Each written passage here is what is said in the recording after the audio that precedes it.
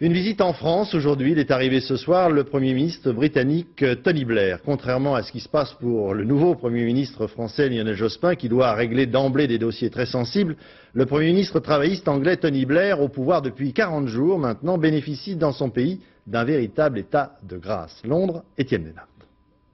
Le visiteur d'un soir au palais de l'Élysée est soit doué, soit chanceux, soit peut-être les deux, tant le parcours de Tony Blair depuis 40 jours qu'il est au pouvoir est jugé à peu près partout comme un parcours sans faute.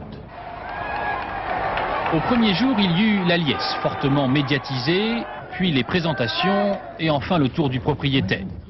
Au deuxième jour, les symboles, un parlement rajeuni, féminisé, un gouvernement soudé où l'on se tutoie volontiers, et une boulimie réformatrice qui contraste avec les promesses minimales faites pendant la campagne par les travaillistes.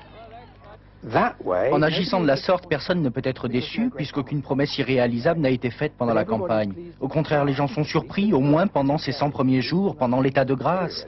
Ils ont le sentiment d'avoir un gouvernement qui s'est tout de suite attelé à sa tâche. Rarement sans doute Sa Majesté la Reine n'aura eu à annoncer un tel train de réforme. Éducation, santé, salaire minimum, le gouvernement travailliste sonne les trompettes du changement. Mais Tony Blair est un pragmatique, il ne touche pas à ce qui fonctionne, fait l'éloge de la flexibilité et donne des gages à la bourse, tout en prenant bien soin de réserver l'un de ses premiers discours publics à ceux que 20 ans de thatchérisme ont laissé sur le bas-côté. Pour eux aussi, je veux que ça change. Nous n'oublierons personne dans la Grande-Bretagne que nous voulons construire. Pour Tony Blair, l'état de grâce dure, 80% de bonnes opinions, de quoi faire pâlir ses homologues européens. Même Bill Clinton a publiquement envié son écrasante majorité parlementaire.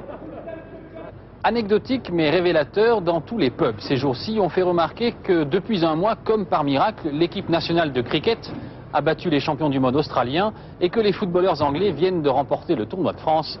C'est vous dire si le pays va bien. Voilà, et on attend d'un instant à l'autre une déclaration commune de messieurs Blair et Chirac qui doivent ce soir dîner ensemble.